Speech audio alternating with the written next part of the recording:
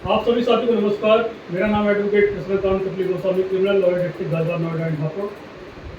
अभी जो रिसेंटली आप हमारी वीडियो देख रहे हैं, एक्चुअली क्या है कि हमारे क्लाइंट हैं, तो उनके साथ हुआ क्या है कि उनका करीब 5 से 6 साल पुराना मामला था, जिसमें कि उनके एनवीडब्ल्यू वारंट थे। अब वो एनवीडब्ल्यू वारंट हो गए, उनको पता नहीं कि एनवीडब्ल्यू वारंट हो चुके हैं। तिलकवा थाने की जो पुलिस है, उस पुलिस ने क्या करा है, उनके वहाँ से एक एसआई आए थे। एसआई ने उनसे बोला कि आप हमारे साथ चलिए थाने में, और हम आपकी जो है हस्ताक्षर लेंगे और आपको छोड़ देंगे। नॉर्मली बात। और उन्होंने बोला कि भाई आप हस्ताक्षर लेंगे, कम से कम मुझे आप दिखा दीजिए एनडब्ल्यू वारंट होते क्या हैं, हमने तो आज तक देखे नहीं है। गाँव के भी व्यक्ति थे, इतना उनको ज्ञान नहीं था। पुलिस ने बोला कि ऐसा कुछ नहीं है कि आप वहाँ चलिए और ऐसे कर देंगे। तो उन्होंने बोला कि भाई ऐसा हमारे घर में भी वकील हैं। तो पुलिस वाला बोलता है कि ऐसे वकील 365 घूमते हैं और ऐसे वकील हमारा कुछ नहीं कर सकते। फिर उन्होंने बोला कि भाई हम एसटी समाज के लोग हैं, और आज़ाद समाज पार्टी जो आपके नगीना सांसद हैं चंद्रशेखर आज़ाद रावण जी, तो उनके साथ भी जुड़े हुए हैं। लेकिन नहीं, हम उनको नहीं मानते, किसी को नहीं मानते हैं।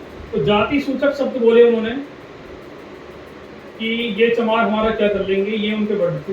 और उसके बाद उनको जबरन उठा के यहाँ से ले जाने के बाद उनको थाने में रखा गया। थाने में रखने के बाद उनके साथ अभद्रता की गई। हमने यहाँ से ऐसे, क्योंकि हम, आपको पता ही है आप सभी लोगों को, कि हम कोलकाता थे, तो हमारे जो क्लाइंट हैं उनका फ़ोन हमारे पास आया। बोलते हैं कि भाई ऐसे ऐसे अरेस्ट हुए हैं। उनके जो भाई थे कि वकील साहब क्या करना चाहिए। हमने वहाँ से एसएचओ साहब से बात करी। हमने उनसे बोला कि मैंने कहा भाई ऐसा है कि आप इनको अरेस्ट का मेमो दिखा दीजिए। ठीक है, अरेस्ट का मेमो, ये बोलते हैं कि अरेस्ट का मेमो होता ही नहीं है। एनवीडब्ल्यू जो वारंट जो होते हैं उसमें अरेस्ट का नहीं होता। जबकि आपको मैं दिखाना चाहूँगा, डी के बासु की गाइडलाइन है अकॉर्डिंग टू सुप्रीम कोर्ट। आप देख सकते हैं, इसे नेट पे आप सर्च कर सकते हैं। इसमें पूरी जो एनवीडब्ल्यू होने के बाद जो गिरफ्तारी का मेमो होता है कि पुलिस किस प्रकार से गिरफ्तार करती है और क्या क्या चीज़ें होती हैं, क्या मेडिकल होते हैं, क्या नहीं होते हैं, सारी चीज़ों का इसमें प्रावधान है। लेकिन पुलिस ने इस चीज़ को फॉलो अप कहीं से लेकर कहीं तक नहीं किया। ये देखिए गिरफ्तारी का मेमो है पूरा।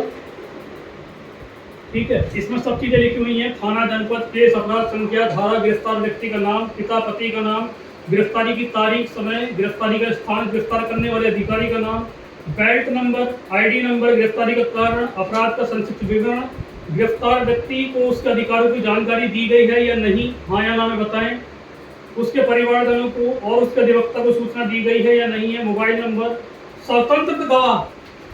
यू नो दैट कि स्वतंत्र गवाह क्या होते हैं कि जो राहगीर होते हैं, ठीक है, उनके हस्ताक्षर हैं या नहीं है, उनकी कोई विटनेस है या नहीं है। इसकी किसी भी चीज़ की पुलिस ने कोई तामील नहीं करी। ऐसे तो क्लिक हुआ, कोई तामील नहीं करी है। इसकी दिखा के आए हैं, बाकायदा उनको बता के आए हैं लॉ क्या होता है। उल्लंघन किया है इन्होंने आर्टिकल 14, 90, 21, 22, 24।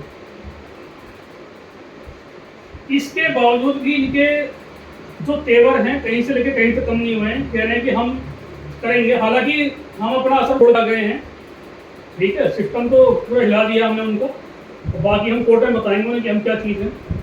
भाई चाहे कोई एसपी हो, एसएसपी हो, एएसपी हो, डीएसपी हो, आईजी हो या डीआईजी हो, ध्यान से मेरी बात सुन लीजिए। आप जनता के नौकर हैं, आप जनता के मालिक नहीं हैं। अगर आप नौकर नहीं हैं तो इस बात को बोल दीजिए हम नौकर नहीं हैं, बात ही खत्म। ठीक है, आपको एक संवैधानिक पद पर रखा हुआ है। भारतीय संविधान की अनुसूची 3 के अंतर्गत आपने जो शपथ ली थी, उस शपथ में ये लिखा गया है कि आप भारत के संविधान की रक्षा करेंगे, मौलिक अधिकारों का पालन करेंगे। किसी के साथ भी कुछ गलत ऐसा होता है तो उसके साथ आप खड़े रहेंगे। ये मैं सभी इस तरीके से बोल रहा हूँ कि हो सकता है कि किसी को बुरी भी लग जाए, और अगर किसी को बुरी लगती है तो मेरे खिलाफ कंप्लेंट कर सकता है, मुझे इस चीज़ से कोई फर्क नहीं पड़ता। लेकिन मेरा जो बोलने का इंटेंशन है, मेरा बोलने का इंटेंशन आप समझिए कि सरकारी व्यक्ति कोई भी हो, चाहे वो रेलवे का खलासी हो या डीआईजी लेवल का अधिकारी हो, वो सरकार का नौकर है। ठीक है, हम जनता का सेवक है, क्योंकि हम टैक्स पेयर हैं, कोई वैसे ही नहीं है। तो इन्होंने किसी भी आर्टिकल का कोई पालन नहीं किया है, ये हम उनको बता के आए हैं। ये डी के बासु की गाइडलाइन है जिसमें सारी चीज़ें विस्तृत तरीके से लिखी हुई हैं। आप यूट्यूब पे, गूगल पे, चैट जीपीटी पर आप इसको सर्च करेंगे कि एलबीडब्ल्यू होने के बाद पुलिस की क्या क्या कार्यप्रणाली होनी चाहिए, ठीक है, वो सब चीज़ें आपको इसे मिल जाएगी। किस प्रकार से मेडिकल होना चाहिए। हमारे जो क्लाइंट थे उनका कोई मेडिकल भी नहीं हुआ है। पुलिस ने साफ तौर पे कह दिया है कि हम इसका जो मेडिकल है वो हमने करवा रखा है, ठीक है, लेकिन दिखाया किसी को नहीं। हमने बोला उनसे, बोलते हैं कि आप कोर्ट से लीजिए, तो थाने में ऐसे तो साहब क्या कर रहे हैं, एसी की हवा खा रहे हैं। 45 डिग्री का टेम्परेचर हो रहा है इस टाइम हापुड़ के क्षेत्र में हम हैं, और ये काला कोट पहन के घूम रहे हैं।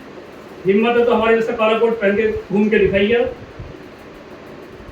ये हमने एसएचओ साहब से कहा था कि हम आपके खिलाफ एफआईआर करेंगे, आप इसको रिसीव कीजिए और आपके खिलाफ एफआईआर करेंगे। उन्होंने साफ कह दिया कि आप सीधे सीओ के पास चाहिए और वहाँ से एफआईआर करेंगे। ठीक, इस प्रकार का गुंडा राज चल रहा है उत्तर प्रदेश के अंदर।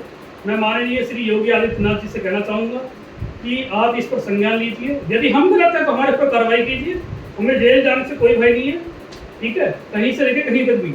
और अगर वो लोग गलत हैं तो उनके खिलाफ कार्रवाई कीजिए और एकदम त्वरित कार्रवाई कीजिए, क्योंकि जो लोगों को न्याय दिलवाते हैं, जब उन लोगों के साथ ही इस प्रकार का माहौल ये पुलिस वाले क्रिएट करेंगे तो क्या होगा। तो ये हमारे कहने का मतलब है कि अगर हम ही लोग चुप रहेंगे तो न्याय कौन दिलवाएगा, बताएं आप, सोचें। ये हमारा एक नैतिक मूल्य बनता है, नैतिक दायित्व बनता है कि हम उसकी गलती का इलाज करवाएं। और हम डॉक्टर BR अम्बेडकर जी की फोटो आप देख सकते हैं ऊपर, ठीक है। इनके हम बहुत बड़े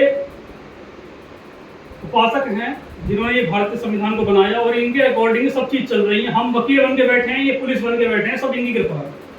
अगर नहीं है तो बता दीजिए। तो सिचुएशन ये है कि ये इन लोगों ने जाति सूचक शब्द बोले हैं। अब ये कह रहे हैं कि भाई सीसीटीवी की रिकॉर्डिंग लाइए, हालांकि यहाँ सीसीटीवी नहीं थे, लेकिन हम राहगीरों को इकट्ठा करेंगे और करेंगे, ठीक है। उसके बाद इनको हम कोर्ट में घसीटते हैं। बाकी आप सभी लोग चिंता न कीजिए, हम किसी के भी मौलिक अधिकार को हनन नहीं होने देंगे जब तक हम हैं। कोशिश हमारी पूरी है। जय हिंद, जय भारत, नमस्कार।